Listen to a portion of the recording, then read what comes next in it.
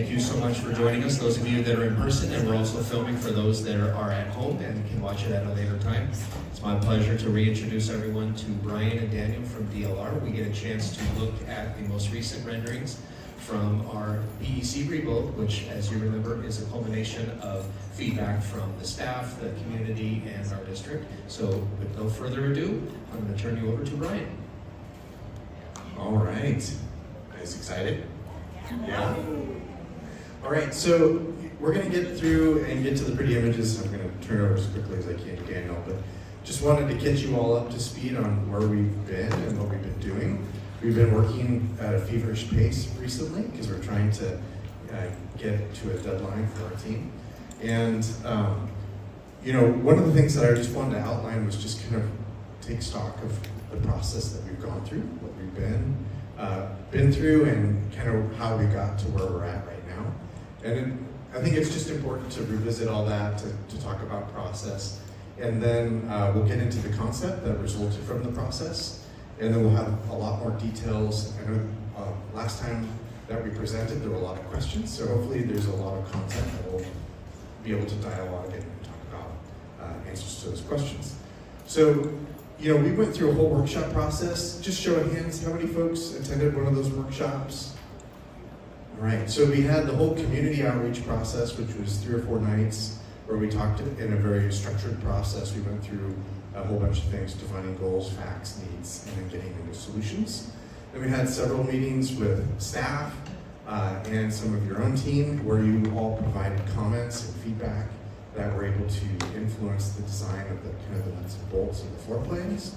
We've been meeting regularly with the district. We've been meeting with different personnel within the district, talking about maintenance, doing design analysis, doing environmental analysis, energy analysis. And so there's been a lot of stuff kind of happening in the background to make sure that this campus is not only finely tuned, but reflective of all the things that you guys have been talking about, what the community's been talking about, and what the district's goals are. So when we get to this point, you know, I think it's really great to celebrate the work that you all have put in as a district, as a community, because when we get to a design that like we've arrived at, it's not necessarily about the design team and the skill that is applied there. It's more of a statement about the vision and the excitement that your community has, and your staff and your community's ability to articulate something really unique and interesting and important for your community. So I think this, when we get to this point, it should be a celebration of the process and the input that you all have given to the process, and then it gets really exciting and interesting. So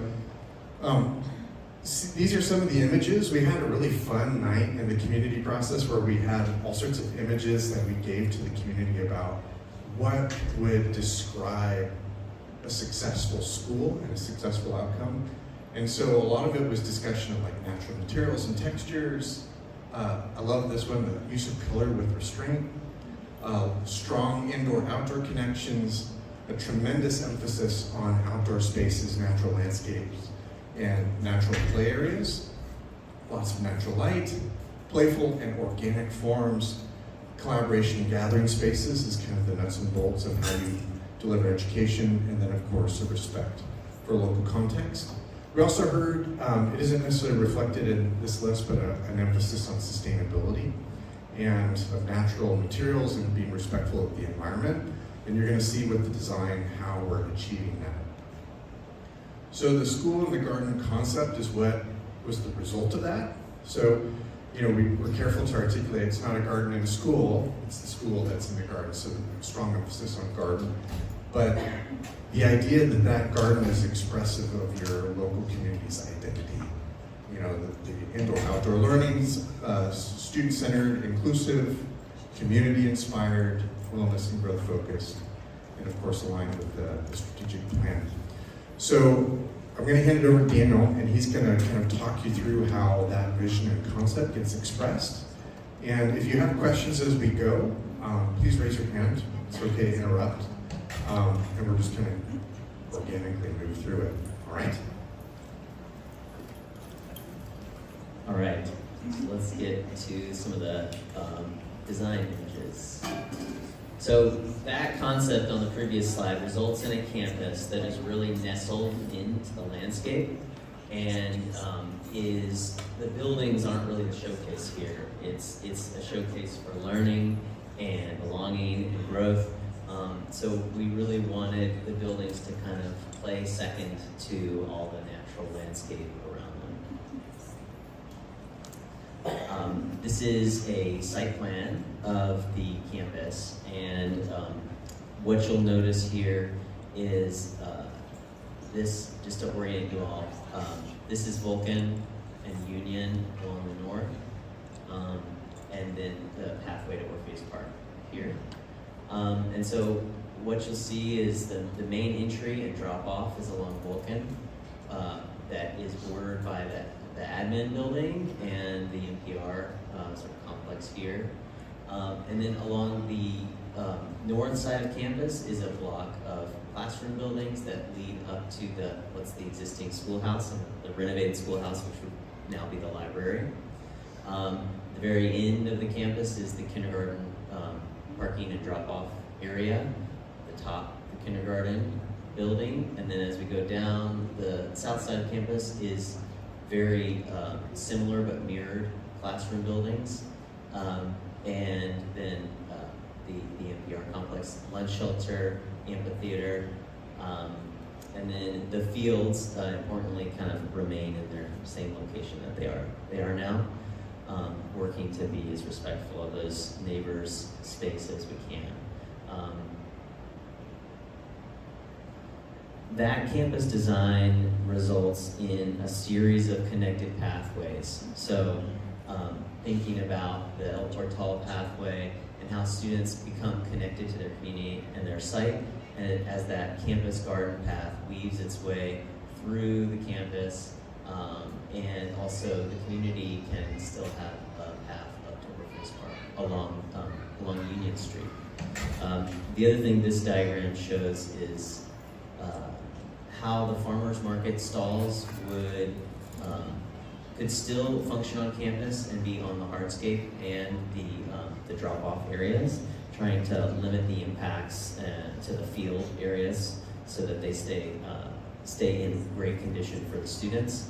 One thing this slide doesn't actually show, but I should talk about here, is that there's also a barrier in here that could be closed on the weekends. So the farmers market essentially gets access to these parts of the site, but not the inner zone of the site. So there'll be less issues with folks kind of coming in and around all the buildings when there's no staff here. All right, so this is kind of zooming in on all the buildings, but one of the things, and we can also come back to this plan if people have specific questions about things here, but in general, what you'll see that I want to highlight here is these outdoor spaces, outdoor collaboration spaces that happen at each one of the classroom pods that are really about that connection to the outside. So all the classrooms exit directly to the outside and are connected to these learning spaces. This sort of pavilion building also has a classroom in it and some support offices, a restroom. I think it's important to note here, which we did talk about at schematic design, is the restrooms are now sort of interspersed throughout the site, so it's going to be much more convenient for students and staff from that regard. There is a separate play area up here for the youngest students. They're kind of got their own little enclave at the very back of the site. And then, important to note, there's an outdoor pavilion here that has a number of functions. The main two is that it's going to help this older building sort of become one with the site. Right now it's kind of set up very high. This building will now be much more accessible for all students. And this number 12 is what we're calling the barn. So it's a large outdoor classroom that is directly adjacent to the instructional garden. And it also houses some restrooms here as well. Let's see, what else? So the NPR, I'll talk about the NPR a little bit here. It's a typical sized NPR for an elementary school. However, there's large openings at the at the end of the building that will open out, and with power and AV and data out here, you'll be able to expand the size of the effective audience out into that space. We can talk a little bit about some of the Flex Lab locations. There's one here, one here, one here, and one here. So they're spread throughout the campus. So that's the plan for the buildings. Can I ask a question? Yeah. So I see that the restrooms are the 7 throughout this map.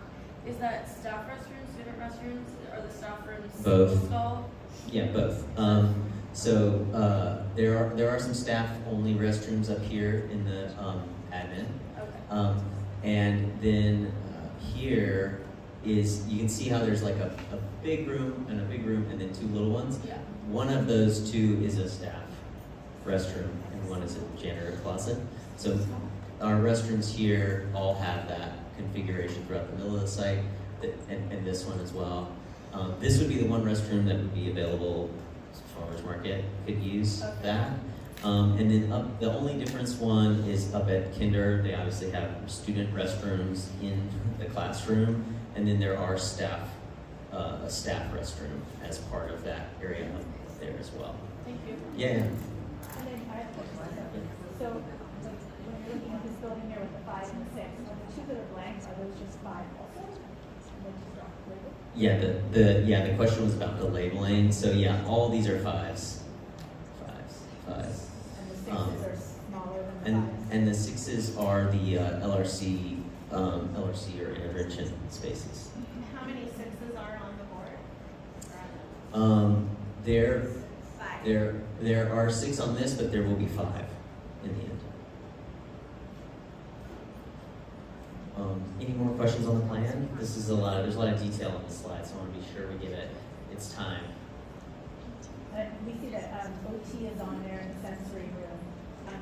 Places like sight and speech, and are those just Yeah. in the building? There are psych and counselor offices up here, and then there is speech over here. We didn't label every single office, but there's multiple as well. So Sentosa is up there as well.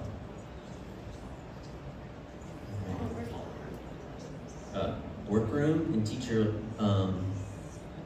staff lounge is over here. And then 14, no workrooms.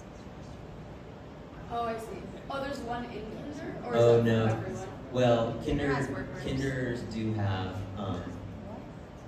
a shared workroom up here, but there is also, we just don't have a 14 on it, but it's right here. Oh, I see. Okay, Yeah. thank you. Okay. So let's get into some of the renderings here.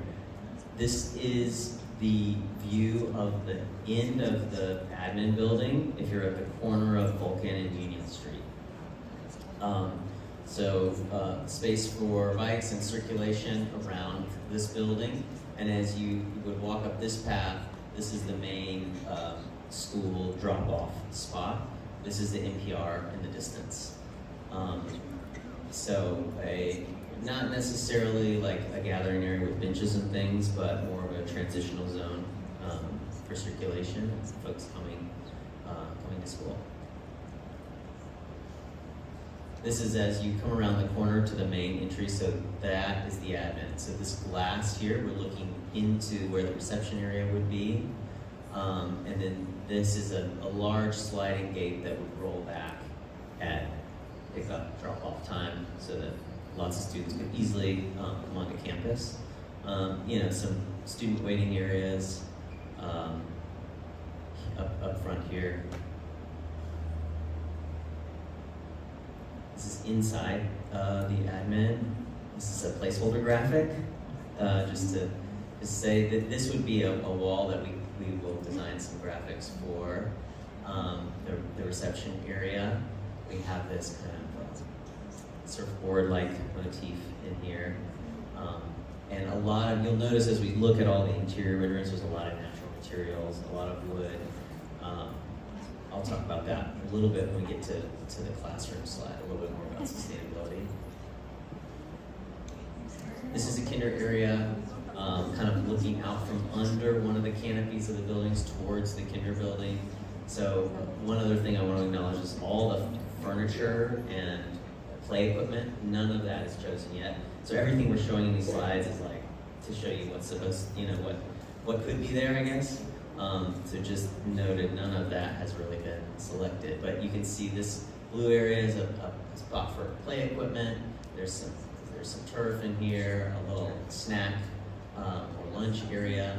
And the kindergarten rooms have those large operable doors that open up to the outside on them as well. All right, so there's some specific things I want to see on this slide.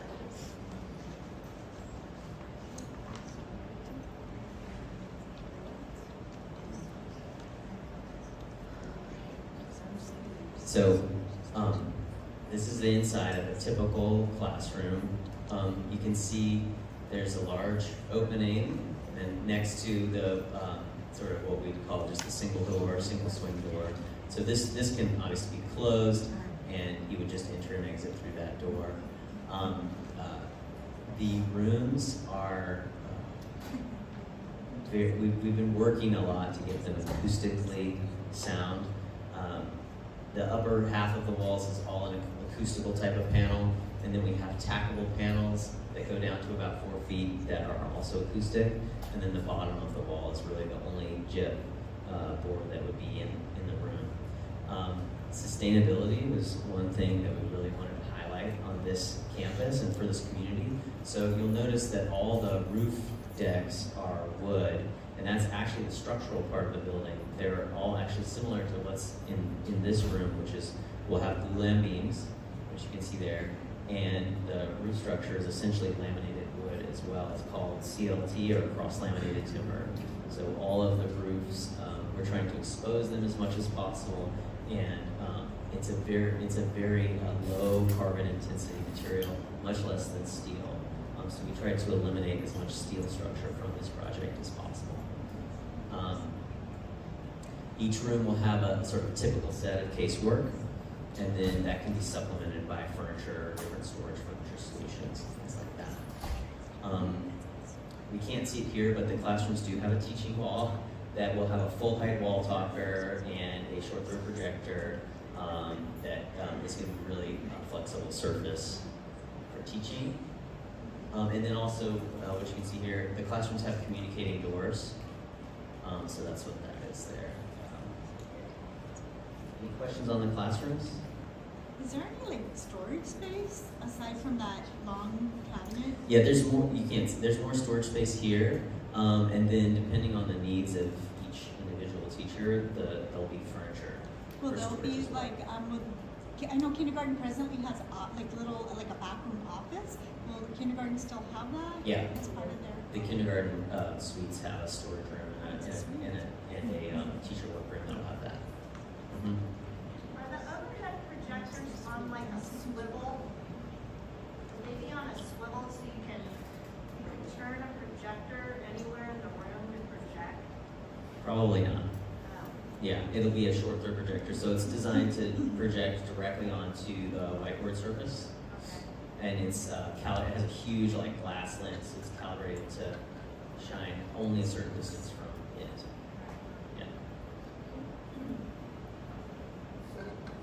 All right, so this is directly outside those big doors that open up in the classroom. Yeah. Oh, another question. Solar tubes, traveling, natural lighting. Uh-huh. Are you going to use those in the design? Um, Solar we tubes? solar tubes. Yeah. So because the ceilings there's no lay-in ceiling, there's no depth, and we have lots larger windows. We don't need the solar tubes. So we won't have any solar tubes on this campus. We've done all the lighting calculations, and also one important thing to notice that new schools are required to have all buildings per California code is a lighting control system. So if there's enough natural light in the classroom, the lighting dims way down to 10%, and sometimes off.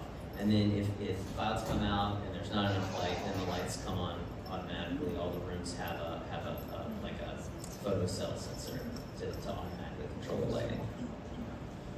Yeah, so this is the outdoor space. Are there any other questions before I... Okay. This is the outdoor space. You can see there's room in the shade sort of for different active small group work. Maybe some seating here. And this space really looks out into the rest of campus from a sheltered place right outside the classrooms, trying to keep it very supervisable from within the classroom so that you kind of see what's going on out there if you send a small group out there to do their thing. This one happens to be kind of right off of this academic lawn space. Just to orient you, the NPR you can actually see right here. We've got a bunch of little chairs there, the amphitheater, and then right up from that is this sort of large academic lawn, which you could take students out to directly from the classrooms as well. All right, getting up more towards the eastern part of the site, here's the new entry into the library, which is this, you can see the schoolhouse roof here. This is that barn, outdoor classroom pavilion with restrooms, and then the instructional garden just to the west of that. And then this is from underneath the barn roof, kind of looking out into that. You can kind of see other buildings, other classroom buildings in the distance. And then this is the inside of the old schoolhouse building. And to help orient, this is obviously the current inside, and that door that's there at the end is right there. So we removed a bunch of the hallway walls and are creating a much more open library space inside. It will still have some small storage rooms in it and a STEAM classroom, but it's a totally different experience inside this building now. The APR and amphitheater, so here's that large opening that I was talking about earlier, and the chairs spilling out for an evening event like this, potentially. And then outside this little classroom is a little small elevated stage for outdoor performances or students to use for presentations. And then in the distance, that's the lunch shelter right here. So they all kind of come around this open plaza space. I have a question. Yeah. How many people is the NPR going to be holding? What's the capacity?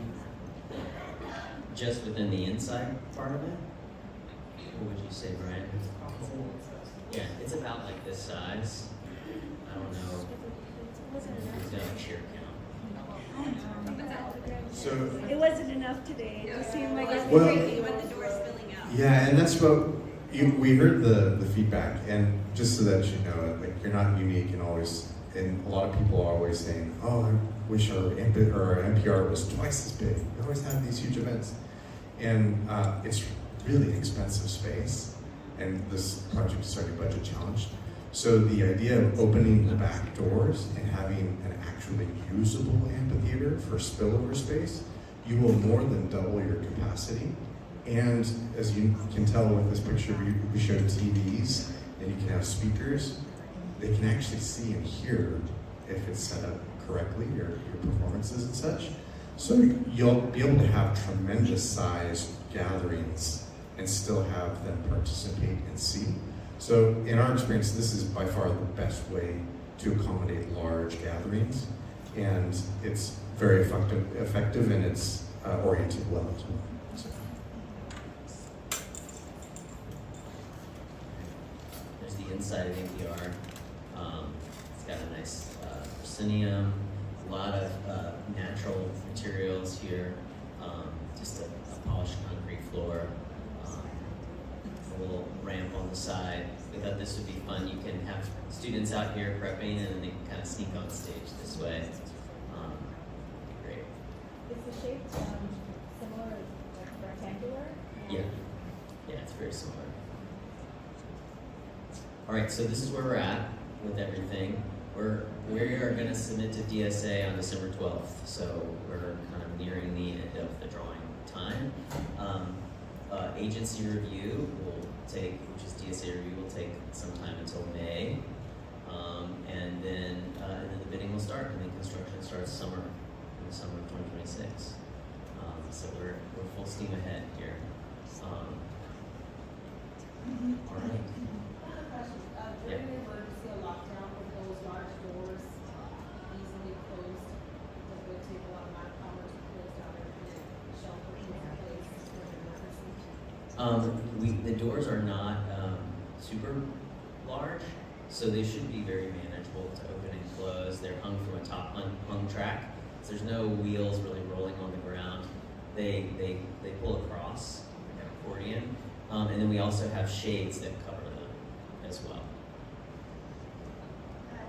Just going back to that overhead projector, when they go in, can you be mindful of where they put the air vents? Because what happens to ours is it overheats because the air from the heating system blows directly onto it. It overheats the overhead, and then we have to hang a big piece of construction paper on it. That's not good.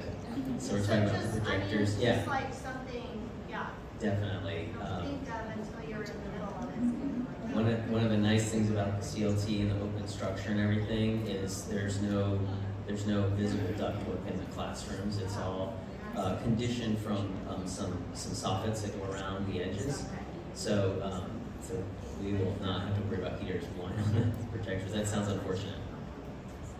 And then going back to the NPR, can we see that picture again? The inside, No, the outside. the outside. So just thinking about how, let's say it's a morning event like we have today, and it's really sunny outside, and the spillover, it might be really sunny. So is there some way maybe to get like a retractable awning? Is that something that would be a good idea? Just to be able to have the people sitting on the outside. If it's a sunny day, they may not be able to view. So I don't know, retractable awning. Yeah, we can talk about it with the district. Everything that we put on the buildings has to be DSA approved. And so shade structures of a certain size meet some of those requirements, but we can certainly look at that kind of thing because shade is important. And it is the total number of classrooms? 30. Does that include LRCs? No, What's the 30 square, total classrooms. what's the square footage of a classroom? 960 square feet. And LRC? We enlarged them recently, and I can't remember what we enlarged them to. 500. They might be a little more. Correct. There'll be 5 in the final. Yep. But that was also seemed like it was including intervention, so I don't know if that means. So there's 2 intervention and 3 LRCs. Yeah. I know there was a lot of talk about keeping the elements of, or keeping the old schoolhouse, but it doesn't look like you necessarily kept any of it. Like, will it still have the bell tower? Will it still have that window? Everything on the outside will, except for that window. Everything on the outside will be the same. That window is now our entry point or the main entry point from campus. But pretty much everything on the outside, with the exception of that one, will be more or less the same. There's a few windows we have to take out so that we can structurally, seismically reinforce the building itself. But in terms of like the large exterior windows will all be the same. We're not replacing those. The bell tower will be there. There will be a little reading room sort of at the end of the building where the big arch, where the portico is now. So the archway will be infilled with glass. But in general, all the stucco, the tile roof, that'll all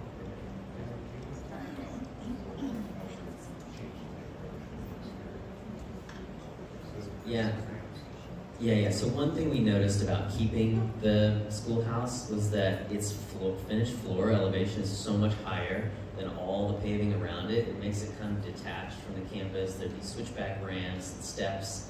And so we're raising the grade up on the campus side, raising the ground up on the campus side of the building so that it's going to be much easier to approach the building. There'll be, if you look, go back.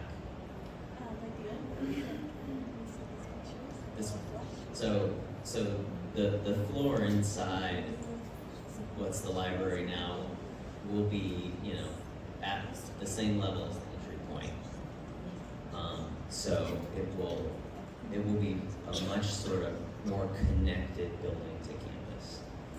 The roof of the barn roof is also the same pitch and roughly the same height, so it's going to really help integrate that taller structure into the rest of the sort of architectural language of the campus. One more question. I'm trying to remember your first presentation where you spoke about, I'm trying to remember the name that you had for that, like a grade level. Well, a neighborhood or village? Village.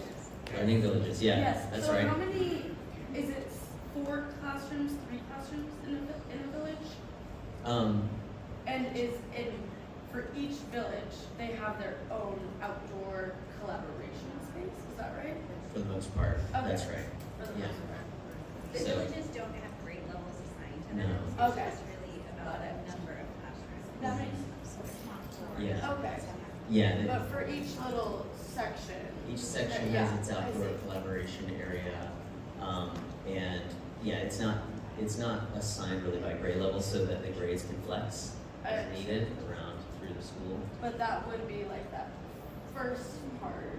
It looks like 4 classrooms and then the LRC Right. in one village. Right. Yeah. So Okay. you have like 1, 2, 3, 4, and then there's the LRC with the storage space. Do we have a connecting door to the LRC as well? No. Okay.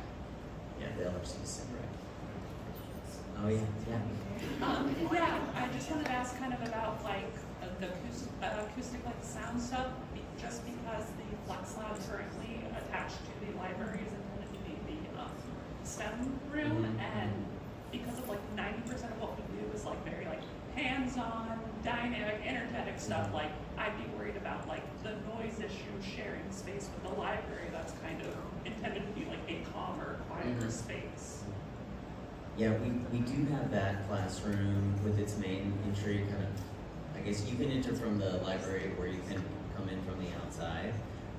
And then it's fully closed off from the library with walls that will have the highest, the STC rating that we would have between classroom and classroom. So it should be pretty well acoustic. Do you have any idea like how that compares to what is currently classroom to classroom? I don't know. All right, so STC, sound transmission coefficient, just for the language, the lingo. So what that means is it's a wall with acoustical features that prevent the transmission of sound. Your current walls don't have STC. Just so that you know. Because the way that you would be able to tell is it's usually in the holes in the joints. So like an STC rated wall, if you have a junction box for the electrical outlets, they put a putty behind it to prevent the sound transmission from going through the junction boxes. If you have any penetrations in the wall, they would be sealed and caulked, and you don't have any of them. It just wasn't really common for a school of your age. So an STC rated wall of, our typical standards in the low 40s, just for you to gauge if you were a teacher on both sides and you had someone who was good at projecting, you would barely be able to hear them on the other side of the wall. Does that make sense? And then it could be that we look at providing a higher STC for that specific set of walls. We can get as high as 50 or 60, in which case you could have band in there and you wouldn't be able to hear it. Yeah. Thanks, Brian. The Wi-Fi, and there's a little dead zone right here. I don't know if that's like a city thing or something, but more towers be added or. You mean cellular signal? Apps, cellular signals, computer programs. Just So- all up in this area for the Wi-Fi, so. The campus will have wireless access points throughout. I think this campus also currently has wireless access points throughout, but like those things that are on the wall up there. This area here, this corner is really bad, so like hinders. You see this area. Yeah, you don't typically address. Yeah. So when we design schools, our electrical engineers cover all the power and data, and we don't typically have dead spaces in most of the campus that we have. They're pretty careful to position those, and they work directly with your IT staff to review all of that. The other thing that they're doing is they're also managing security cameras and other security features And so we have like dedicated meetings. We've actually had a sit-down session with all of your team for all the different trades, where we got direct feedback from your district staff, where they went through and worked through all that stuff. So it's been a pretty comprehensive process. I'd be surprised if we had dead spots on the campus, but it's easily solved if that does occur. Yeah, I think the other important thing to note is that there's no, except for in the admin, there's really no hallways in any of the buildings. We have a few lobbies, like the lobby in the NPR, but there's really very few internal hallways in any of the buildings where students would typically be. My question was, is there like a fence around the whole school and to go both ways, like to keep us safe, but also are there exit points that are safe to get out? Because right now we have a bunch of those push gates, you know, so I was wondering how it works with the site. So let me go back. So the site, we have a perimeter, a secure perimeter on the site that is created with all the building and a fence, and then the schoolhouse and a fence and a kindergarten. And there also is a perimeter fence behind the kindergarten building, and then there's a fence all the way along the perimeter, and then it comes back to the NPR. This service yard is fenced, and then at the entry to school, there's also a fence that has that large sliding gate on it.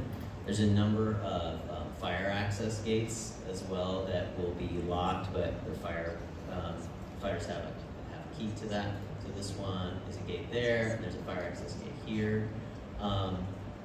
There will not be panic hardware on most of the gates that students could actually access. There will be panic hardware on the gates in the admin because that will be an access point for people from the admin and less so students. We do have an area of rescue assistance that is down here on the fields that is for if there's an emergency, that's like the rally point. But we typically don't want students exiting the campus to the right of way unsupervised. So we don't, we actually do have some panic hardware on some gates in this area, but we don't have panic hardware that goes out to the right of way that would be accessible to students. I don't understand square footage very well, so like our classrooms now, what's the average size of those classrooms? Like, I know they're all different sizes, but like, let's say these ones over here, what's the square footage of those? So I would say like the portable classrooms or 25 position 7, those are a perfect 960 square foot classrooms. Yeah, so those are like the right size classrooms, so that would probably be your best like comparison. And then there's several different sizes on this campus of classrooms. We range from 200 square foot. Yeah, right. Was there another gate between each and the 17, the hard court? Was there another gate right there so the farmers could access? There's a gate here that they could use, that secure perimeter is kind of like, for the weekends is like right, kind of like here. So they'll have access to the lunch shelter. Kind of like the lunch shelter, that restroom, and then down. Yeah. Show about classrooms? No, 5 and 6. Yeah. So I only counted 27 classrooms. You can make one more. There's 30. Yeah. Are the flex labs counted as classrooms? Yes. I did the same thing, Sharon. What is a flex lab? Right now it's enrichment. It's just enrichment. Yeah.